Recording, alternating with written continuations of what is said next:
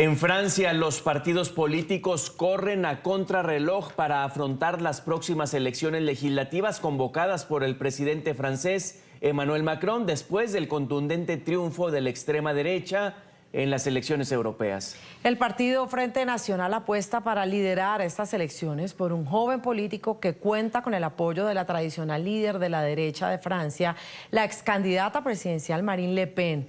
Diana Jayón con el reporte. Adelante, Diana.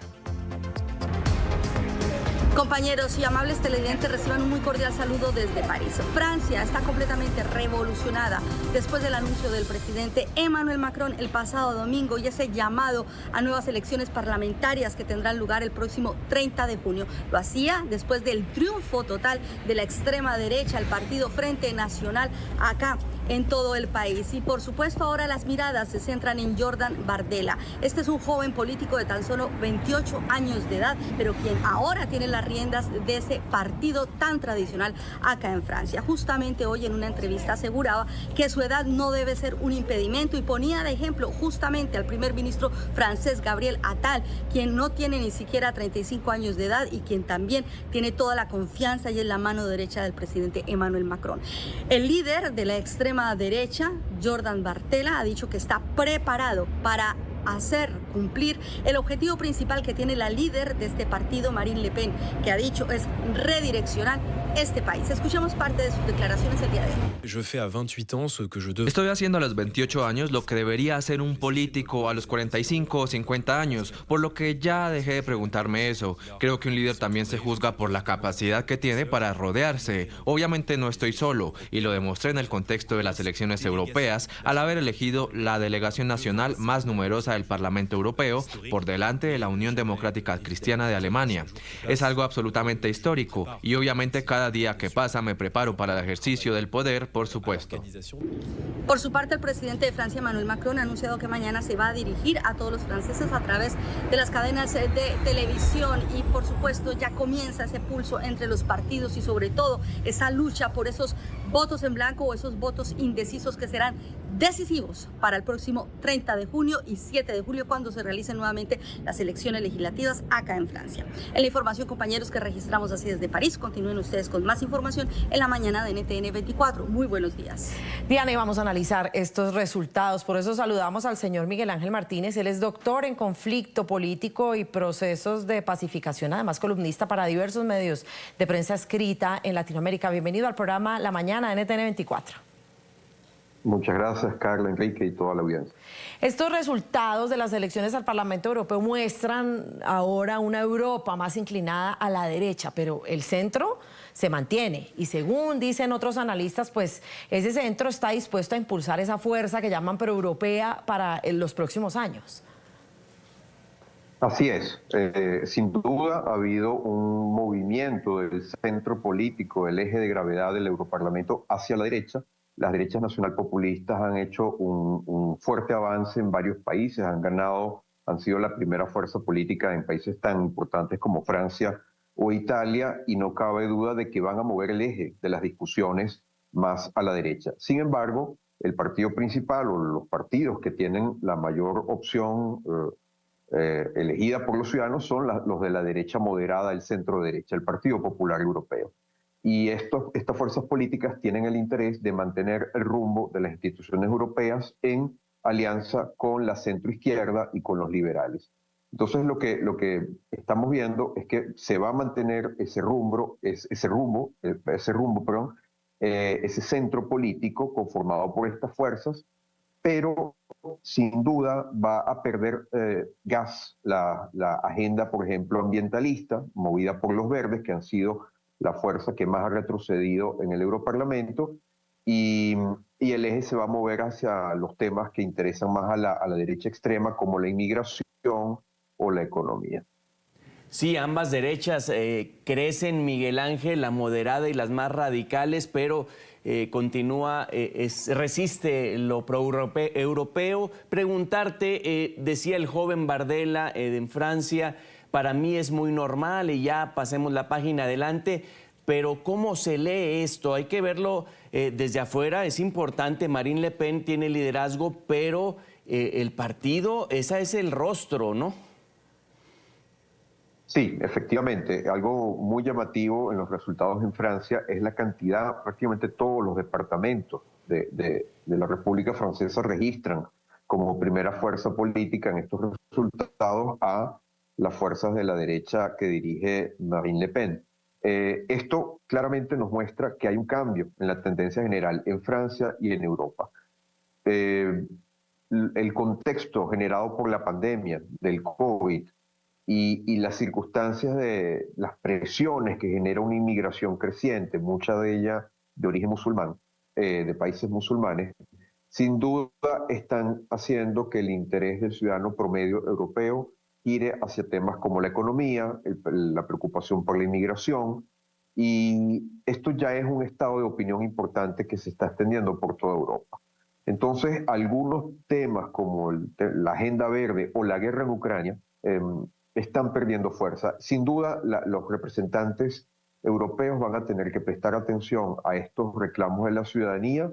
Esto ya es un reclamo muy visible, se ha escuchado con fuerza en estas elecciones, y lo que vamos a ver es que efectivamente las discusiones van a tener que orientarse en esa línea. Se mantiene el eje de la política europeísta, de las instituciones europeas, del proyecto común europeo, pero los representantes van a tener que prestar atención a estos problemas que sin duda concitan la mayor preocupación de los ciudadanos europeos.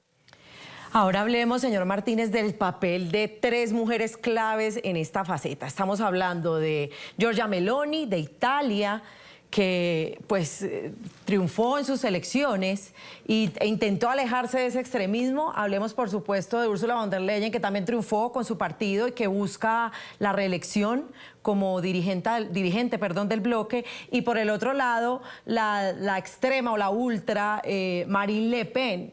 ¿Cómo se va a manejar esas tres mujeres ahí? ¿Va a haber negociaciones? Se dice que ya hay negociaciones, incluso a pesar de lo distantes que están Marine Le Pen y Ursula von der Leyen, pero tres mujeres clave en la historia de la política europea en este momento. Así es, totalmente. Ursula von der Leyen ha presidido la Comisión Europea y todos los pronósticos apuntan a que nuevamente será electa para mantener la continuidad de ese rumbo como cabeza, opción de la centro-derecha europea, del Partido Popular Europeo. Sin embargo, el auge de estas derechas la va a tener que llevar a negociaciones con este tipo de fuerzas políticas. Y ahí hay dos grandes opciones encabezadas, como bien señalas, por dos mujeres. Una de ellas es Giorgia Meloni, que ya es jefa de gobierno en Italia, y la otra Marine Le Pen, que sin tener esa posición, su partido ha registrado un gran avance en Francia. Y estamos hablando de dos países fundamentales de la Unión Europea, sobre todo ahora que Gran Bretaña, a razón del Brexit, no se encuentra ya más en la Unión. Giorgia Meloni fue considerada como una persona muy extremista antes de llegar al poder, pero una vez en ejercicio ha demostrado que sabe ser pragmática y que sabe mantenerse dentro del proyecto europeísta. Su posición muy firme frente a la guerra en Ucrania, la invasión rusa, así como también a la expansión comercial de China, ha demostrado que Giorgia Meloni puede ser un pilar de la unidad europea, a pesar de que ella obviamente va a hacer que su agenda política de derecha sea escuchada en el seno de las instituciones europeas, en Bruselas y en Estrasburgo. En cambio, Marine Le Pen, de momento, ha mantenido una posición más cercana a Rusia, por ejemplo, y representa hasta ahora una posición más extrema. Aquí Ursula von der Leyen va a tener que llegar posiblemente a algunos acuerdos importantes con Giorgia Meloni si quiere evitar que una opción más a la derecha, como la que representa el partido de Marine Le Pen, siga cobrando mayor fuerza en Europa. Entonces, pero ese triángulo entre mujeres estadistas sin duda va a marcar el futuro de las instituciones europeas en los próximos años. Muy interesante, sí, tendría que, con socialdemócratas y liberales, preguntarte una desde el punto de vista de los ciudadanos, de los votantes. ¿Suelen cambiar las tendencias o las formas de las nacionales a esta europea? Vaya, que en una sean más moderados y en otra explayarse. ¿Se ha estudiado eso, Miguel Ángel? Bueno, por lo general hay una mayor abstención por parte del votante europeo para las elecciones europeas con respecto a las elecciones nacionales. No obstante, estas elecciones europeas en particular están marcando un termómetro de la temperatura y de las tendencias políticas en la Europa de nuestro tiempo. Como comentábamos anteriormente, no cabe duda de que cuando uno ve un mapa electoral como el que se acaba de presentar en Francia, donde prácticamente todos los departamentos registran como primera fuerza política a el Frente Nacional, y cuando vemos, por ejemplo, el mapa similar en países como España, en donde existe un gobierno todavía de izquierdas, pero en donde la mayor parte de las comunidades autónomas y las provincias españolas también registran al Partido Popular como la primera fuerza política en estas elecciones europeas. Y cuando vemos que en general la extrema derecha ha tenido un avance en toda Europa y puede llegar prácticamente al 25% de los escaños en el Europarlamento, esto nos dice que estamos se ha movido el eje de la política hacia la derecha. El centro político está hoy ubicado más a la derecha de lo que ha estado en décadas anteriores. Y esto debe ser tomado como foco de atención para las instituciones europeas en cuanto al rumbo de las mismas. Y eso me da pie para preguntarle cómo precisamente ese péndulo en Europa ya está tomando ese rumbo hacia la derecha, mientras que en este lado de la región, en Latinoamérica, estamos con el péndulo hacia la izquierda, incluso Colombia, que no había hecho el ejercicio. ¿Qué decir ante lo que está pasando en la región, cómo se han afianzado algunos regímenes totalitarios y un presidente colombiano llamando a todo lo que no es izquierda fascismo, como dijo cuando se vio el triunfo de la derecha en Europa? Sí, América Latina está viviendo lo que algunos llaman su segunda marea rosa, ¿no? Después de la que tuvo lugar hace ya unos cuantos años, que tuvo que ver con la llegada de fuerzas políticas que están a la izquierda de la socialdemocracia. Podríamos decir que la izquierda extrema en América Latina se tuvo que reinventar después del fin de la Guerra Fría, después de la disolución de la Unión Soviética, y se reorganizó con nuevas opciones políticas que dejaron de lado la subversión armada y pasaron a competir electoralmente.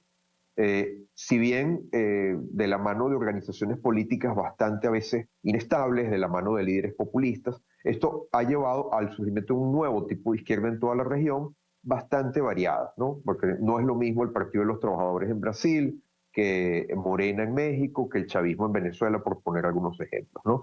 Ahora, lo que sí hemos visto es que en América Latina ha sucedido lo contrario. Hay un movimiento del eje político hacia las izquierdas que en la primera marea rosa descansó en el alto precio de las materias primas. Pero en esta segunda oportunidad esto no está siendo así. Le ha tocado más bien lidiar con las consecuencias del COVID, de la pandemia de los últimos años y con una suerte de recesión económica.